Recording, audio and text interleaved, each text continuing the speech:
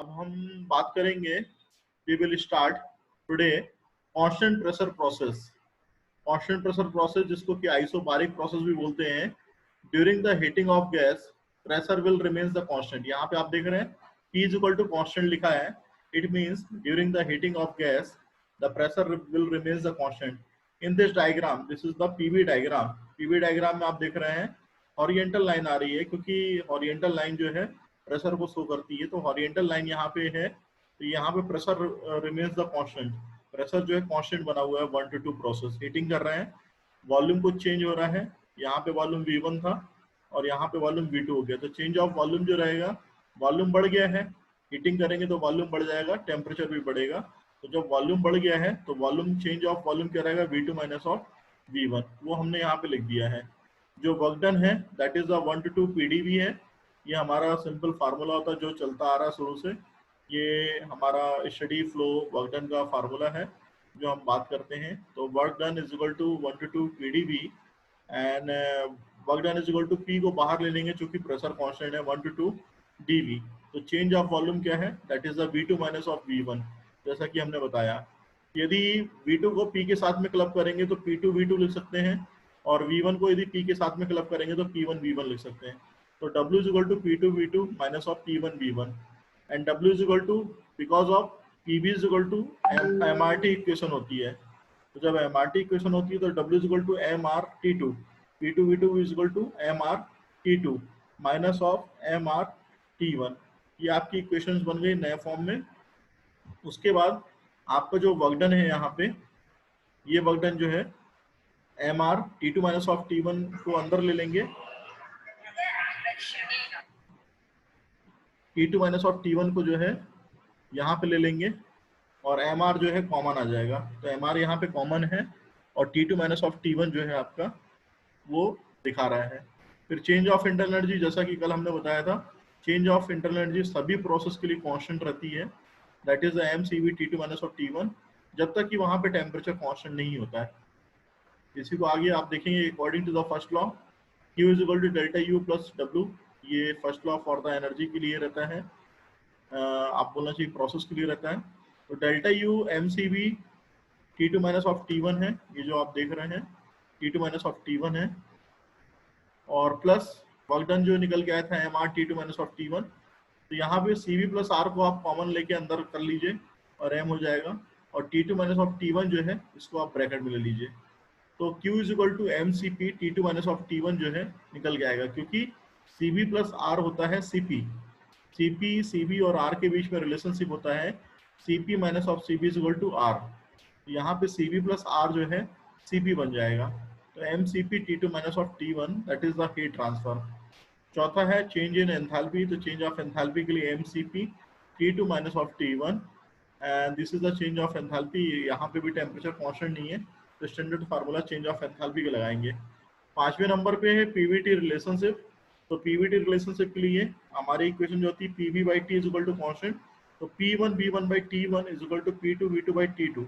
ये आपकी initial process to final process हो गई। गैस को आप गर्म कर रहे हैं कांस्टेंट प्रेशर में, तो P1 V1 by T1 is equal to P2 V2 by T2। ये आपकी कांस्टेंट प्रेशर प्रोसेस हो गई।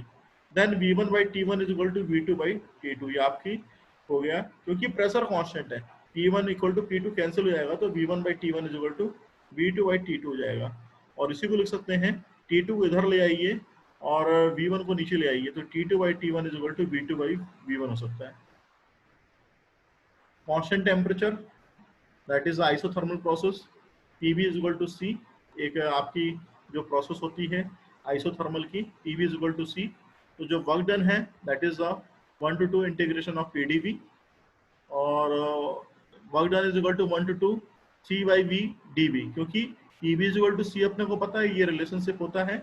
अब यदि P को आप बाहर निकालेंगे, चूंकि हमारा वर्क डन जो रहता है प्रेशर पे डिपेंडेंट है, तो यदि P को बाहर निकालेंगे तो C/V। तो C/V हमने यहाँ पे लिख दिया, C/V जो आप देख रहे हैं यहाँ पे हमने लिख दिया C/V dV।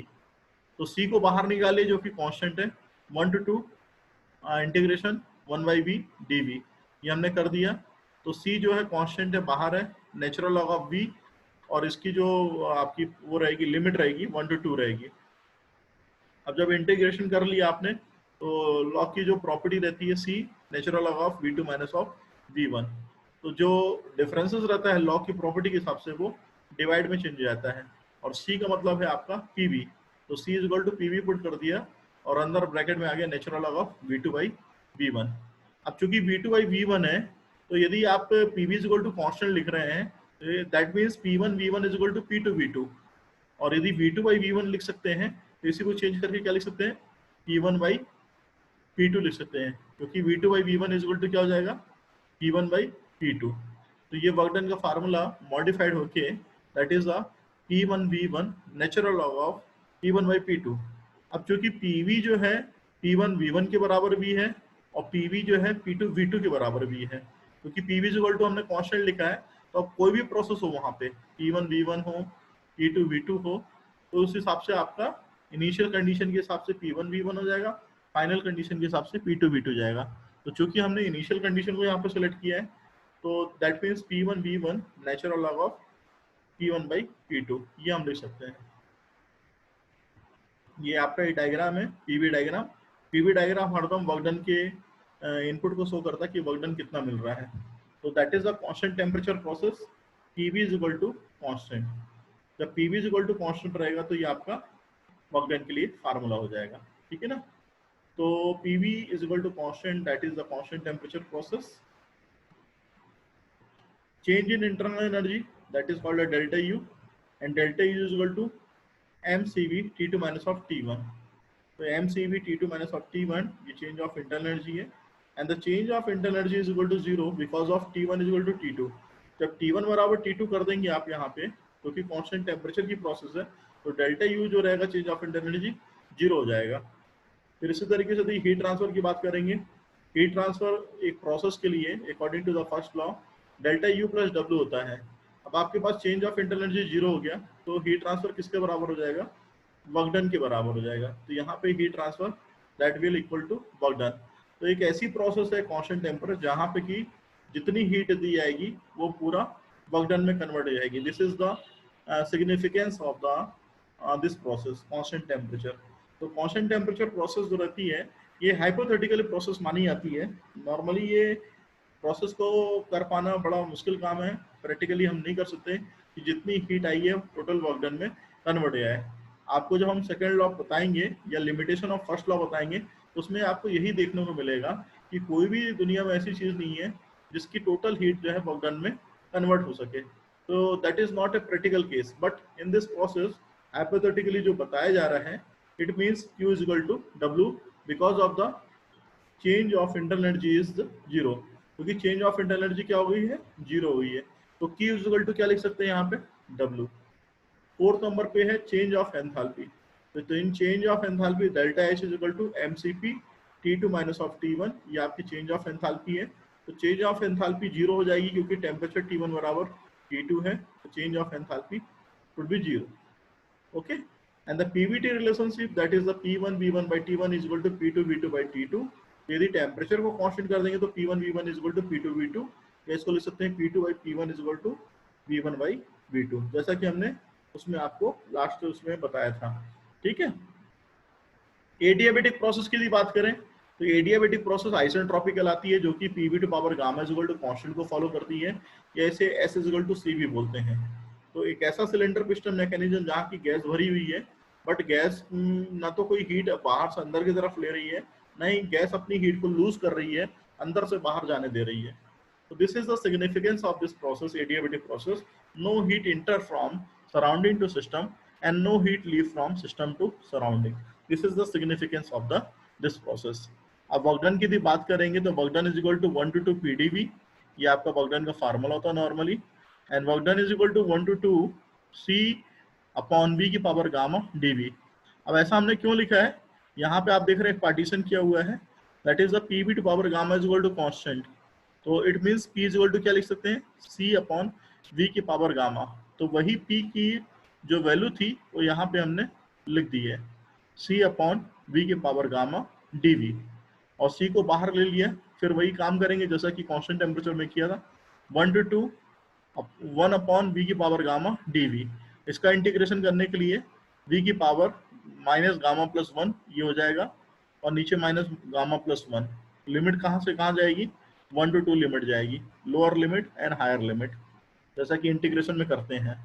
और c ये कांस्टेंट है, यहाँ पे यदि 2 के साथ में v अटैच होगा तो v2 लिख सकते हैं, v2 power minus gamma plus 1, और यहाँ पे v1 की पावर माइनस गामा प्लस 1 लिख सकते हैं, अपॉन माइनस गामा प्लस 1 ये हो जाएगा, इक्वल टू यहाँ पे c इज इक्वल टू, यहाँ पे वही चीज आ जाएगी minus gamma plus 1, equal to c v2 power minus gamma plus 1 minus of v1 minus gamma plus 1 whole upon कर दीजिए माइनस गामा प्लस 1, क्योंकि यहाँ पे अलग अलग था इसको हमने होल अपॉन कर दिया।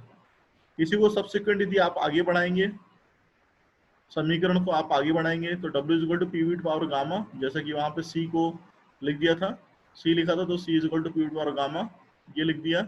इसका यदि हम इसको सिंप्लीफाइड करेंगे तो आपके पास जो रिलेशनशिप आता है वो आता है p two v2 minus of p1 v1 minus gamma plus 1। क्योंकि ये आपका माइनस गामा प्लस 1 है, यदि हमें गामा माइनस 1 करना है तो p1 v1 minus of p2 v2 लिख सकते हैं। इसी तरीके से चूंकि pv इज इक्वल टू आपके पास इक्वेशन होती है mrt, तो w इज इक्वल टू क्या लिख सकते हैं, mrt1 minus of mrt2 upon gamma minus 1, and w is equal to mrt1 minus of t2 upon gamma minus 1। This is the work done, total work done, and w is equal to mcv t1 minus of t2, ये आपका work done हो गया। Change in internal energy वही formula standard वाला जो हम आपको बता रहे हैं, delta U is equal to mcv t2 minus of t1। Heat transfer की यदि बात करेंगे, क्योंकि यहाँ पे हीट ट्रांसफर जीरो होता है, तो डेल्टा यू जो रहेगा वो किसके बराबर रहेगा, negative of the work done के बराबर रहेगा, या बोलना चाहिए जो वर्क डन आपका इसमें हो रहा है वो decrease of the internal energy, change of internal energy के बराबर हो रहा है। तो this is the significance of the this process कि आपके पास delta U change of internal energy minus of work done के बराबर है, या बोलना चाहिए जो वर्क डन है आपका वो decrease of change of internal energy के बराबर है। Fourth is the change in enthalpy, delta H is equal to mcp t2 minus of t1, या आपका स्टैंडर्ड फार्मूला जैसा कि हमने बताया था पहले। पांचवा पीवीटी रिलेशनशिप की बात करें तो p1 v1 की power gamma is equal to p2 v2 की पावर गामा, ये आपका फार्मूला होता है, क्योंकि pv power gamma is equal to constant लिखा, तो इनिशियल कंडीशन के लिए that is p1 v1 power gamma, और फाइनल कंडीशन के लिए p2 v2 पावर गामा, ऐसा हम लिख सकते हैं। अब यदि आपको पीवीटी रिलेशनशिप देखना है तो यहाँ पे डायरेक्टली इनके फार्मूले लिखे हैं, that is the p2 by p1 is equal to v1 by v2 power gamma, और that is the t2 by t1 is equal to p2 by p1 की पावर गामा माइनस 1 by गामा। तीसरा formula है t2 by t1 is equal to v1 by v2 power gamma minus 1। तो ये तीन फार्मूले जो हैं ये आपके स्टैंडर्ड फार्मूले हैं, इसको हम पीवीटी रिलेशनशिप का नाम देते हैं। तो पीवीटी रिलेशनशिप वही कहलाते हैं जहाँ पे कि हमने उनको यूज किया है प्रॉपर वे में। पॉलीट्रोपिक प्रोसेस की बात करें तो PV to power N is equal to constant है, इसका जो फंडामेंटल है नियम जो है PV to power N is equal to constant, तो एन जो रहता है पॉलीट्रोपिक इंडेक्स कहलाता है। तो जैसा काम हमने वहां पे किया था वैसे ही काम यहाँ पे भी करना रहता है, सिर्फ अंतर ये रहता है कि गामा की जगह एन हो जाता है, जहां जहां आपने गामा लगाया है वहां वहां आपको एन लगाना पड़ेगा। एन पॉलीट्रोपिक इंडेक्स है और गामा आपका एडियाबेटिक इंडेक्स कहलाता है। तो ये PV to power N is equal to C लिखा है, तो यहाँ पे पी को यदि अकेला छोड़ेंगे तो सी बाई वी की पावर एन हो जाएगा, तो वही चीज यहाँ पे पुट कर दी गई है, सी अपॉन वी की पावर एन डी वी। और वही काम करेंगे जैसा कि वहां कर रहे थे कि एडियाबेटिक में गामा लगा था वी की पावर गामा, अब यहाँ पे क्या लग गया है, वी की पावर एन लग गया है। अब आपको वही काम करना है, इंटीग्रेशन वगैरह वही सब कुछ है, कोई दिक्कत नहीं है, सिर्फ गामा की जगह एन हो गया है। तो आपको जो रिलेशनशिप भी मिलेगा वो ऐसा मिलेगा p1 v1 minus of p2 v2 upon n minus 1। ये रिलेशनशिप हम ले सकते हैं, गामा की जगह हमने n कर दिया है, बाकी चीजें सब कुछ वही है, सिर्फ यहाँ पे गामा की जगह n हो गया है। n पॉलीट्रोपिक इंडेक्स कहलाता है और गामा जो है एडियाबेटिक इंडेक्स कहलाता है। इसी को यदि और चेंज करेंगे जैसा कि वहां चेंज किया था, pv इक्वल टू mrt होता है, तो mrt1 minus of mrt2 upon n minus 1 ये हो गया, और इसी को यदि और चेंज करेंगे तो mrt1 minus of t2 upon n minus 1 ये भी हम लिख सकते हैं। तो finally change of internal energy जो थी स्टैंडर्ड फार्मूला चल रहा था वो वही रहेगा, mcv t2 minus of t1। क्योंकि यहाँ पे टेम्परेचर कांस्टेंट नहीं है तो फार्मूला भी आपका स्टैंडर्ड ही चलेगा। हीट ट्रांसफर जो है आपका q is equal to delta U plus W. अब एडियाबेटिक प्रोसेस में हीट ट्रांसफर जीरो हो गया था, लेकिन यहाँ पे हीट ट्रांसफर जीरो नहीं है। डेल्टा यू आपको पता है mcv t2 minus of t1 होता है, और जो वर्क डन है ये आपका mr t2 minus of t1 2 upon n minus 1 है। तो इस तरीके से यदि फर्दर यदि आप करेंगे तो हीट ट्रांसफर जो निकल के आता है वो w in bracket of gamma minus 1 n upon gamma minus 1 हो जाएगा। तो ये हीट ट्रांसफर है आपका, equal to w gamma minus n upon gamma minus 1। ये आपका हीट ट्रांसफर हो गया। 1 मिनट।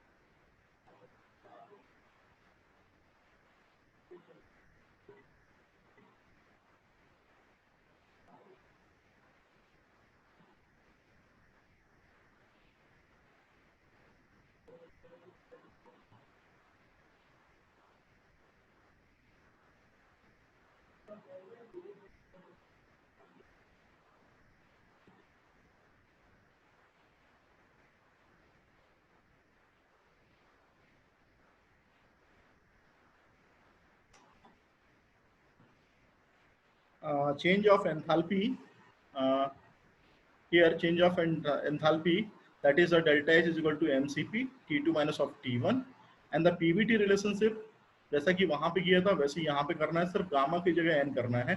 तो p1 v1 की power n is equal to p2 v2 की पावर n। तो यहाँ से आप क्या देखेंगे कि आपको रिलेशनशिप वही मिल रहे हैं, सिर्फ डिफरेंस क्या आ रहा है, गामा की जगह आपने n कर दिया है। तो p2 by p1 is equal to v1 by v2 की power n, and t2 by t1 is equal to p2 by p1 की power n minus 1 by n, and t2 by t1 is equal to v1 by v2 की power n minus 1। ये आपका हो जाएगा, ठीक है। तो this is the PV diagram in which the different process are showing. If the n is equal to 0, this is called a constant pressure process. If n is equal to 1, यदि n की value 1 हो रही है तो ये constant temperature process. If n is equal to gamma, तो ये आपकी adiabatic process हो रही है। If n is equal to n, तो n is equal to n का मतलब क्या हो जाएगा, n is equal to n का मतलब polytropic process. If n is equal to infinitive, that is the constant volume process. तो ये constant volume process हो गई। पीवी डायग्राम यहाँ पे कांस्टेंट वॉल्यूम के लिए शो हो रहा है, that is V is equal to C. Constant pressure के लिए शो हो रहा है, P is equal to C. Isothermal के लिए शो हो रहा है, P is equal to PV is equal to C. Adiabatic process के लिए शो हो रहा है, PV to power gamma is equal to C. Polytropic process के लिए शो हो रहा है, PV to power n is equal to सी। तो जो पीवी डायग्राम आपके बने हैं सभी प्रोसेस के लिए हैं, यहाँ पे दिखाए गए हैं। कांस्टेंट वॉल्यूम के लिए भी, कांस्टेंट प्रेशर के लिए भी, आइसोथर्मल के लिए भी, कांस्टेंट टेम्परेचर भी कहलाता है ऐसे बोलते हैं, एडियाबेटिक प्रोसेस के लिए भी, और पॉलीट्रोपिक प्रोसेस के लिए भी। तो ये सारी चीजें आपकी दिखाई गई हैं यहाँ पे पॉलीट्रोपिक प्रोसेस के लिए। तो कांस्टेंट वॉल्यूम के लिए एक वर्टिकल लाइन आएगी, हमने शुरू से आपको बताया है, क्योंकि वॉल्यूम कांस्टेंट है तो V इज इक्वल टू सी। और यहाँ पे कांस्टेंट प्रेशर प्रोसेस है तो हॉरिजॉन्टल लाइन आएगी 1 to 2। आइसोथर्मल लाइन है 1 to 2, ये आपका PV इज इक्वल टू सी है। और एडियाबेटिक प्रोसेस जो है 1 to 2, यहाँ पे ये आपकी कर्व लाइन आएगी, PV to power gamma is equal to C. Polytropic process जो है आपकी PV to power n is equal to C, ये आपकी इस तरीके से आएगी। तो this is the significance of the each process. Work done जो है किलो जूल में होता है, change of internal energy kilo joule में होती है, हीट ट्रांसफर जो होता है वो किलो जूल में होता है। यहाँ पे वर्क डन हमने निकाला था 0 था, यहाँ पे वर्क डन निकाला था that is the P1 V2 minus of V1। यहाँ पे जो वर्क डन निकाला था P1 V1 natural log of V2 by V1। यहाँ का जो वर्क डन निकाला था P1 V1 minus of P2 V2 upon gamma minus 1। यहाँ का जो वर्क डन निकाला था P1 V1 minus of P2 V2 upon n minus 1। तो ये सारे वर्क डन हमने कैलकुलेट कर लिए ऑलरेडी। जब हीटिंग करते हैं तो एक्सपांसन की प्रोसेस होती है, तो जितने भी आप डायग्राम देख रहे हैं ये एक्सपांसन हो रहा है, ये भी एक्सपांसन हो रहा है, हीटिंग एंड एक्सपांसन हो रहा है, ये एक्सपांसन हो रहा है, ये एक्सपांसन हो रहा है। एक्सपांसन का मतलब फैलाना होता है। जब किसी भी गैस को गर्म करते हैं तो गैस फैलती है, और गैस को यदि आप ठंडा करेंगे तो वो कंप्रेस हो जाएगी, सिकुड़ जाएगी। इसी तरीके से यहाँ पे भी आपका जो देख रहे हैं एक्सपांसन हो रहा है, इसको हम फैला रहे हैं। तो जब गैस को फैलाएंगे तो एक्सपांसन की प्रोसेस हो रही है। चेंज ऑफ इंटरनल एनर्जी ये भी किलो जूल में है, सब स्टैंडर्ड फार्मूला लगता है, delta U M C B T two minus of T one, इसमें भी वही फार्मूला है। सिर्फ इस प्रोसेस को छोड़ के, कांस्टेंट टेम्परेचर प्रोसेस को छोड़ के, कांस्टेंट टेम्परेचर प्रोसेस में delta U is equal to 0 होता है, क्योंकि टेम्परेचर जो है कांस्टेंट है। टेम्परेचर यदि कांस्टेंट नहीं होगा तो यहाँ पे भी वही फार्मूला लग जाता, लेकिन टेम्परेचर कांस्टेंट है तो यहाँ पे डेल्टा यू जो रहेगा वो 0 रहेगा। एडियाबेटिक जो प्रोसेस है यहाँ पे डेल्टा यू जो रहेगा माइनस डब्ल्यू, ठीक है ना, क्योंकि यहाँ पे हीट ट्रांसफर 0 था। अब यहाँ पे delta U is equal to Q minus of W, या फार्मूले में वही चीज आप लिख सकते हैं MCB T two minus of T one, कोई दिक्कत नहीं है। हीट ट्रांसफर की बात करेंगे तो ये आपका किलो जूल में है हीट ट्रांसफर। हीट ट्रांसफर सभी प्रोसेस के लिए आपने निकाला, यहाँ पे निकल के आया था MCP T two minus of T one, यहाँ पे हीट ट्रांसफर निकल के आया था MCP T two minus of T one, यहाँ पे हीट ट्रांसफर निकल के आया है वर्क डन की जो बराबर था P1 V1 natural log of V2 by V1। यहाँ का हीट ट्रांसफर 0 था एडियाबेटिक प्रोसेस का। और पॉलीट्रोपिक प्रोसेस की बात करेंगे तो Q is equal to gamma minus n upon gamma minus 1 into work done. ये हीट ट्रांसफर आपका पॉलीट्रोपिक प्रोसेस के लिए है। और यदि पीवीटी रिलेशनशिप की बात करेंगे तो T2 by T1 is equal to P2 by P1, यहाँ का रिलेशनशिप था। यहाँ का relationship T2 by T1 is equal to V2 by V1 है कांस्टेंट प्रेशर का, ये हमने आपको निकाल के बताया है। आइसोथर्मल के लिए जो पीवीटी रिलेशनशिप था वो V2 by V1 is equal to P1 by P2 है। यहाँ पे यदि हम बात करेंगे तो पीवीटी जो रिलेशनशिप है that is a P2 by P1 is equal to V1 by V2 की पावर गामा। यहाँ पे यदि टेम्परेचर और वॉल्यूम के फॉर्म में बात करेंगे तो T2 by T1 is equal to P1 by V2 की पावर गामा माइनस 1। यहाँ पे यदि बात करेंगे तो T2 by T1 is equal to P2 by P1 की power gamma minus 1 by gamma. ये आपका फार्मूला एडियाबेटिक के लिए है। पॉलीट्रोपिक प्रोसेस की बात करें तो P2 by P1 is equal to V1 by V2 power n, T2 by T1 is equal to V1 by V2 power n minus 1, T2 by T1 is equal to P2 by P1 की power n minus 1 by n। ये आपके फार्मूले हैं Pvt relationship वगैरह के।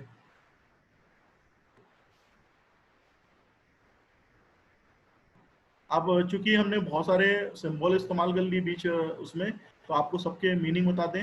C is equal to constant कहलाता है, 1 and 2 का मतलब इनिशियल और फाइनल स्टेट कहलाती है। बहुत सारे सिंबल रास्ते में आए थे जिसको कि हम बोलते आ रहे थे कि इसका मतलब क्या है। इक्वेशन जो आइडियल गैस के लिए रहती है that means PV is equal to MRT, where M is the mass of the gas, kg में रहता है। Pressure P is equal to kilo newton per metre square में है। 1 bar is equal to 1 into 10 power 2 kilo newton per metre square में है pressure. यदि आप उसको चेंज करेंगे तो किलो मतलब 10 पावर 3 होता है और 10 पावर 2 ये है, तो बार मतलब 10 power 5 Newton per metre square होता है, बट यहाँ पे इसको ब्रेक किया गया है। वॉल्यूम को मीटर क्यूब में दिखाया गया है, यहाँ पे देख रहे हैं आप। मास जो लिया गया है m, कई जगह इस्तेमाल किया गया वर्ड, तो m जो रहता है वो आपका kg में रहता है, m जो है kg में रहता है। r की जो वैल्यू रहती है एयर के लिए, हवा के लिए 0.287 kilo joule per KG per degree kelvin रहती है आर की वैल्यू। टेम्परेचर की जो वैल्यू रहती है वो केल्विन में रहती है, और टेम्परेचर जो है 0 डिग्री सेंटीग्रेड मतलब 273 केल्विन कहलाता है। एंथैल्पी की जो वैल्यू रहती है H is equal to U plus of PV, तो यहाँ पे enthalpy H is equal to CP/dt हो जाएगा, ठीक है ना। तो ये बहुत सारे मीनिंग है जिसको कि हम इस्तेमाल अभी कर रहे थे। अब ये PV is equal to RT जो है ये आपका उसके लिए है कि जब स्पेसिफिक वॉल्यूम है, और स्पेसिफिक वॉल्यूम मतलब होता है नॉर्मल वॉल्यूम अपॉन मास, मतलब ये मीटर क्यूब में रहेगा, ये केजी में रहेगा, तो यूनिट क्या बन जाएगी मीटर क्यूब पर केजी, ठीक है। इसी तरीके से यदि PV is equal to MRT लिखते हैं तो यहाँ पे वॉल्यूम जो फ्लो रेट रहेगा वो मीटर क्यूब पर सेकंड में रहेगा, और जो मास फ्लो रेट रहेगा वो केजी पर सेकंड में रहेगा। यदि फ्लो रेट की बात कर रहे हैं, जहाँ पे रेट वर्ड लग जाता है वहाँ पे पर यूनिट टाइम की बात आती है, जहाँ पे रेट लगता है। जहाँ पे रेट नहीं लग रहा वहाँ पे नॉर्मल बात होती है, जहाँ पे रेट लग गया वहाँ पे पर यूनिट टाइम की बात होती है। तो PV की पावर ये यहाँ पे लगा है उसके ऊपर, ठीक है ना, पावर कॉमा लगा हुआ है यहाँ पे आप देख रहे हैं, और n बार लगा हुआ है NRT, तो ये मोलर वॉल्यूम है। तो V जो रहेगा मीटर क्यूब पर केजी मोल में रहता है, नंबर ऑफ मोल जो रहते हैं n रहते हैं। तो फॉर आइडियल गैस एयर जो रहती है, यहाँ पे स्पेसिफिक हीट जो लेनी है एयर के लिए 1.005 kilo joule per KG per degree kelvin लेनी है। CV की जो वैल्यू लेनी है 0.0718 kilo joule per KG per degree kelvin लेनी है। वाटर के लिए जो स्पेसिफिक हीट होती है CP की value 4.186 kilo joule per KG per degree kelvin लेनी है। इंडेक्स ऑफ जो एक्सपांशन लेना है n is equal to natural log of P2 by P1 upon natural log of V1 by V2 लेना है। और गैस कांस्टेंट जो रहता है वो आपका universal gas constant upon molecular weight के रेशियो के बराबर रहता है। तो gas constant capital R is equal to R bar upon M, that is the gas constant. तो universal gas constant upon the molecular weight, ये आपका गैस कांस्टेंट बन जाएगा। तो आज ये लेक्चर था जिसमें कि हमने पूरी थर्मोडायनेमिक की प्रोसेस पढ़ी। ये हमारा कल हो जाना चाहिए, but due to the some department activities which are going on, that's why today I will complete that. This is the topic of thermodynamic process and the concept of the ideal gas. Tomorrow I will discuss and the next class whenever the will take place, I will discuss about the first law and the steady flow energy equation. If any doubt, please ask.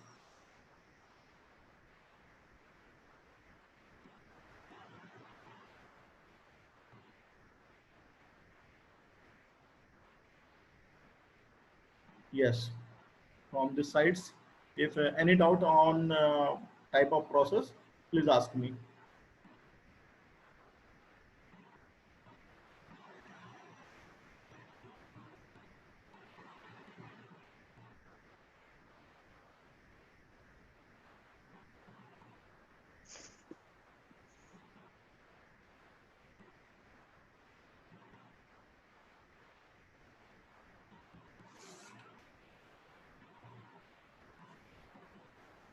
इसके notes मैंने आपको दे दिए हैं कल PDF में, और भी notes अभी मैं आपको सेंड कर दूंगा। यूट्यूब का जो वीडियो लेक्चर है वो भी आपको सेंड कर दूंगा, ठीक है? Yes yes sir. आवाज क्लियर नहीं आ रही है आपकी?